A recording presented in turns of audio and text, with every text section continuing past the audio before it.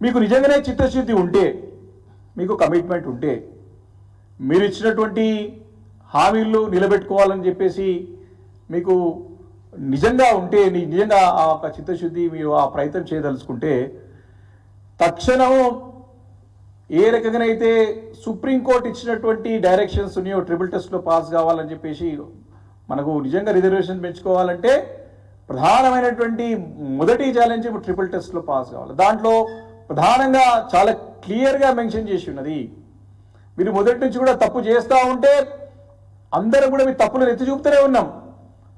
మీరు సరిదిద్దుకునే ప్రయత్నం చేస్తున్నారు, సరిదిద్దుకునే డ్రామా ఆడుతున్నారు, పోస్ట్పోన్ చేస్తారు. ఎందుకంటే మీకు నిజంగా అది జరగాలని లేదు, బీసీ గణన జరగాలని లేదు, మీకు నిజంగా కూడా మీరు ఇచ్చిన మాట నిలబెట్టుకోవాలని లేదు.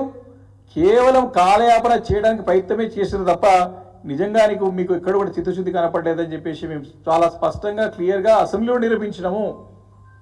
మీరు నిజంగానే మీకు దానిపైన చిత్తశుద్ధి ఉంటే మీరు ఇమీడియట్గా చట్టబద్ధమైనటువంటి డెడికేటెడ్ కమిషన్ను నిపుణులతో ఎక్స్పర్ట్స్తో ఏర్పాటు చేసి మరి ఆ చట్టబద్ధమైనటువంటి ఆ ఒక కమిషన్తోని మరి వారు అపాయింట్ చేసుకున్నటువంటి నోడల్ ఏజెన్సీ ద్వారా మరి వారి ఆధ్వర్యంలో సర్వే అధికారాన్ని కూడా వారికే ఇచ్చి మరి వారి ద్వారా సర్వే చేస్తే మీకు సైంటిఫిక్గా మీకు న్యాయపరంగా చట్టబద్ధంగా సమస్య లేకుండా ఉండడానికి అవకాశం ఉంటుంది.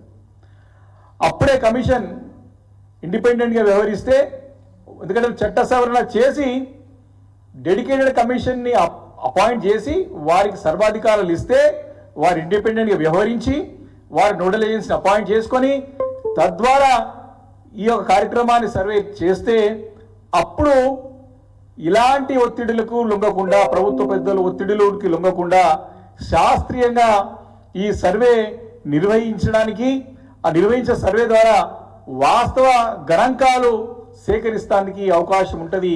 అప్పుడు ఇవి న్యాయస్థానాలపై నిలబడడానికి మనం పోరాటం చేయడానికి అవకాశం ఉంటుంది. మరి వీటిపై ఆధారపడి రూపొందించినటువంటి నివేదికని చట్టం చేస్తా అని చెప్తున్నారు. ఇప్పుడు నిద్రలేసిన ప్రభుత్వం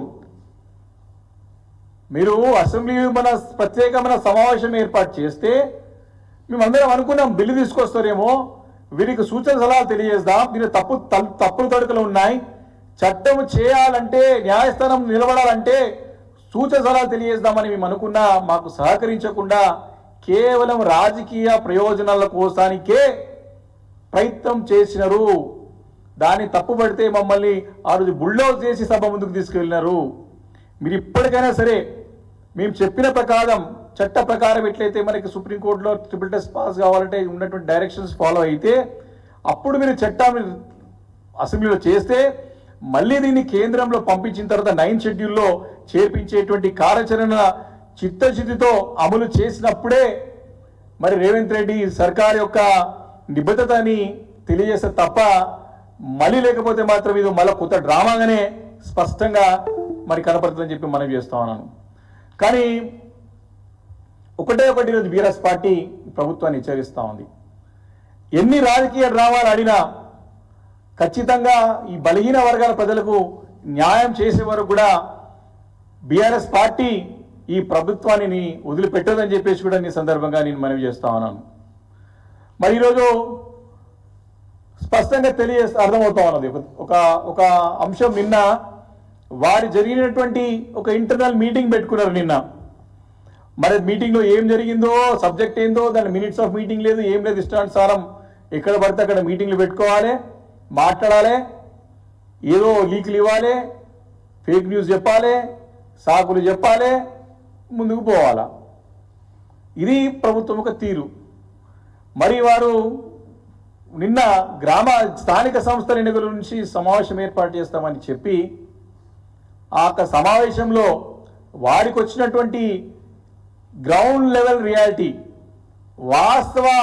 వాస్తవాలన్నీ కూడా వారి టేబుల్ పైనకి సర్వే రిపోర్ట్ వాళ్ళు రాజకీయ సర్వే చేసుకున్న సందర్భంలో వారికి వచ్చినటువంటి రిపోర్ట్లో రేపు రాబోయే స్థానిక సంస్థల్లో కాంగ్రెస్ పార్టీకి చావు దెబ్బ తగలడం ఖాయమని గ్రహించి మరి ఏ రకంగా దీన్ని బయటపడాలని ఆలోచన చేసి ఈ యొక్క అంశాన్ని ముందు పెట్టి ఎన్నికలని పోస్ట్పోన్ చేయడానికి ప్రయత్నంలో భాగంగానే స్పష్టంగా అర్థమవుతా ఉన్నది. అంటే ముఖ్యమంత్రి గారు మళ్ళీ తన రైఫల్ని బయటికి తీసి ఒక్క దెబ్బకు 2 పిట్టలు కాల్చినట్టుగా, ఒకటేమో స్థానిక సంస్థ ఎన్నికల్ని, ఇంకోటి బీసీలని కాల్చేసినాడు. ఒకటే దెబ్బకు 2 పిట్టలు అంటే బీసీల యొక్క సమస్యల పరిష్కారానికి వారు ఇచ్చిన హామీలు నిలబెట్టుకోకుండా, గ్రామ పంచాయతీ స్థానిక సంస్థల ఎన్నికలు నిర్వహించకుండా, ఎందుకంటే తాను ఓడిపోతారని స్పష్టంగా అర్థమైపోయింది వారికి.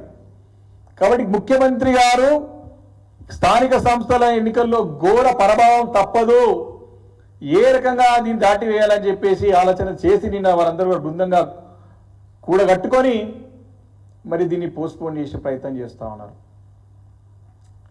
అంటే వారు అసెంబ్లీ సమావేశాలేమో ఆహా ఓహో మేము చాలా బ్రహ్మాండంగా చేసాము ఈ సర్వేని, చాలా చక్కగా చేసాము సర్వేని అని చెప్పి అక్కడ చెప్పి నిన్ననేమో తప్పులు అని చెప్పి బయటికి రావడం.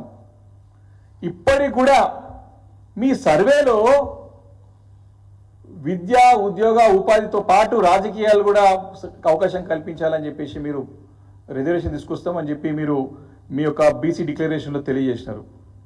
నిన్న ఒకటే అడుగుతున్న ప్రభుత్వాన్ని ఈ సందర్భంగా, మీరు రీసర్వే మీ చెప్పిన విధంగా సింప్లిఫైడ్ సైంటిఫిక్ క్వశ్చనర్ తయారు చేసి మీకు ఏదో సమాచారం కావాలో సమాచారం తీసుకోండి. 75 ప్రశ్నలు వచ్చేసరికి మీరు అంటున్నట్టుగా 16 లక్షల జనాభా కాదు, చాలామంది ఎవరు కూడా మీకు సరైన సమాచారం ఇవ్వలేదు, ఎవరు కూడా మీ సర్వేకి సహకరించలేదు. దాదాపు ప్రజనీకం అంతా కూడా 1-2 నెలల సమయం తీసుకున్న కేసీఆర్ గారు సమగ్ర కుటుంబ సర్వేని మీరు ఎన్ని అడ్డంకులు సృష్టించినా, మీరు పాల్గొవద్దని చెప్పినా ఒకటే రోజుల రికార్డ్ స్థాయిలో చేసి ఆ రిపోర్ట్ల ఆధారంగా 10 సంవత్సరాలు చక్కటి పరిపాలన మరి అందించినటువంటి సంగతి, చక్కటి స్కీమ్ రూపొందించిన సంగతి ఈ సందర్భం గుర్తు చేస్తున్నాను. మీరు వ్యతిరేకించిన ఆ రోజు